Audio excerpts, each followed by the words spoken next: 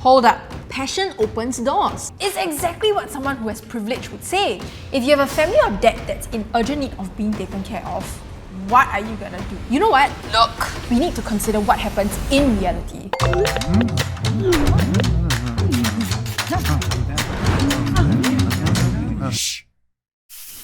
Hi, I'm your host Nicole, and welcome to Agree to Disagree, a show where everyone's forced to watch me argue with myself because I refuse to go for therapy. If I can turn my mental health issues into content, I want more problems, not less. I'd like to open today's episode with a survey done from the good old days, 2019. Specifically, this survey on job satisfaction. Over half of Singapore's workforce was unsatisfied with the current job. Thing is, learning this doesn't feel surprising at all. To make things worse, healthcare workers were ranked as the most motivated and least stressed as compared to other job sectors. In 2019, I can only imagine how things have improved since then. The same report also found that salary wasn't the biggest driver of job satisfaction. People are quitting their jobs during this ongoing pandemic, even with a pay raise. Ever since these studies on job satisfaction and related career studies have been conducted, Singaporeans have consistently expressed discontent, unhappiness, and dissatisfaction at quite high rates. And now, in 2021, Singaporeans are the world's unhappiest workers. Do our jobs have to be meaningful, or are we really just a bunch of soft-spoiled millennials? Today, we're talking about an important consideration when it comes to job satisfaction. Something we've all thought about. Turning a small p into a big C. Should we turn our passions into our career? There are many examples of people successfully turning their passions into a career, like swimming and pretending you don't have legs. Be a professional mermaid. Have a passion for cuddling but your partner never lets you be the big spoon. Be a professional cuddler. Love teaching surfing but would prefer your clients to shed hair, have a wet nose and be a good boy. We have the perfect job for you. Or, if you have a passion for financial knowledge and have skills with writing, illustrating, and creating content, you could be the woke salary man. Hi. Tell me, how do you feel about turning your passions into a career? I feel quite gratified because it's hard. So for example, I used to do animation. I realized that my vision of visual storytelling through animation was not achievable. And what I did was I evolved it to be comic storytelling instead. Then when I do comics, then I can do the kind of stories I want to do at the scale that I want to do, execute the kind of... Okay, you know what? We'll get back to you later. I mean, get back. So I haven't said the thing though. Nick? Now let's look at our question again. As pointless as it might seem here to define passion, the word probably means something slightly different to each of us. As per the dictionary, passion is defined as a strong feeling of enthusiasm or excitement for something or about doing something. Interestingly, it comes from the Latin word passio, for suffering. And if you flip that around, it reads as siopa in Hokkien, which means to get beaten. Coincidence? I think not.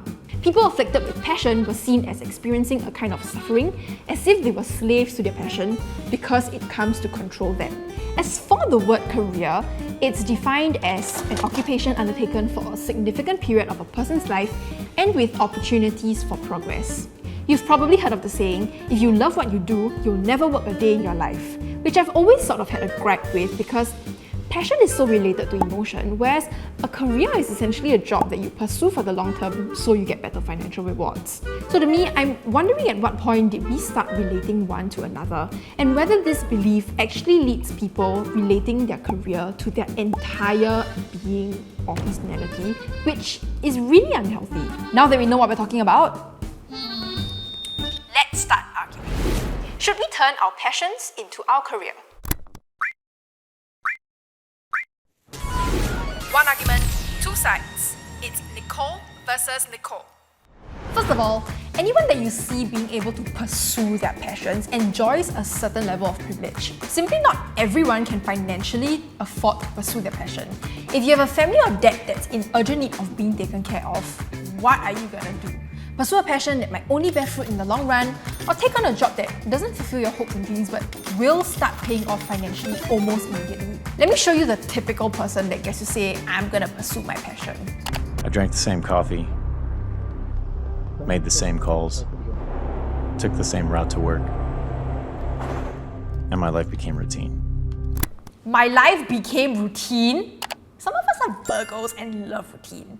Yes, I'm cherry-picking quotes, but also, my life became routine at a 6-figure job is exactly what someone who has privilege would say. They would probably have saved up quite a bit from that 6-figure salary in order to quit his or her job and then pursue their passion.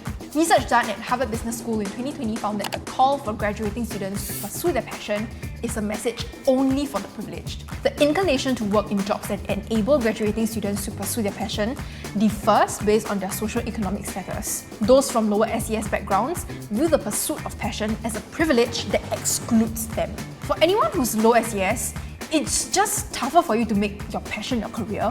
While it's not a conclusive research, it shows a clear trend. Hold up.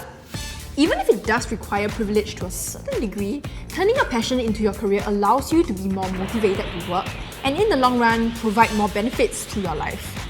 Naturally, there are mental health benefits and increased job satisfaction from getting to work at a job of which functions and aligns with your belief and instincts. The potential benefit of chasing your dream could outweigh the initial cost of doing something you don't like. Because you love it, you would put in more effort and go harder at it, and chances of success are higher. And on a wider perspective, putting more effort and having greater drive is what helps us keep making progress and coming up with new inventions and discoveries. Look at what 𝔻𝕘𝕣𝕖𝕖 did.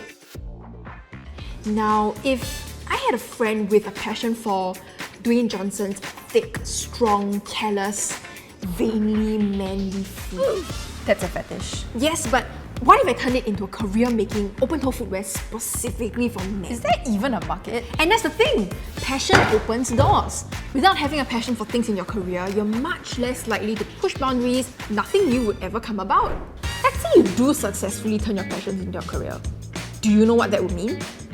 You would no longer be doing what you love because you love it, you're doing it because you need money. Being passionate about baking doesn't mean you should start a business if you're not interested in dealing with the finance or marketing part of it. When it comes down to building a career, passion is simply not enough. Younger generations have been taught this idea that somewhere out there, there is a calling for each and every one of us that will not only earn us a living, but will be custom tailored to fit our passions. And yes, for some, this dream job will happen. But as this article from the Cornell Sun puts it, for most of us, a job is a means to survival and independence. It doesn't have to mean anything more. Your success shouldn't be defined by just your career. What it should be is... You know what's the worst part about turning your passion into your career? What if you're simply not talented at what you love? Then how? You know what? Look, I get it. But as always, we need to consider what happens in reality. Every job will have aspects that people don't like, even if you really love your job. This commentary from Channel News Asia points out an observation that holds true in many workplaces. When you're single-mindedly focused on career and your passion being the same, it can easily lead you towards exploitative practices at the workplace, forcing you to sacrifice yourself in the name of passion. We can use the money we earn from our jobs to fund our passions, and there's nothing wrong with that. I think maybe we've been looking at this too narrowly. All this time, I've been thinking about passion as something that you find and you stick with for the rest of your life. But in truth, it's more than that. A study at Stanford writes that while find your passion is a well-intentioned advice, it might not be good advice. Their advice? Try developing your passions instead. Mantras like find your passion carry hidden implications, the researchers say. They imply that once an interest resonates, pursuing it will be easy. But the research found that when people encounter difficult challenges, that mindset made it more likely that they would give up. And the idea that passions are found fully formed implies that the number of interests a person has is limited. This can cause people to narrow their focus and neglect other areas. Passion can and should be something that's honed over time, rather than something you just have. Passion can be found in anything you do as long as you care enough. Do you agree? Do what you love and you'll never have to work a day in your life. I don't know about you, but at least I'm getting paid to make TikToks, so...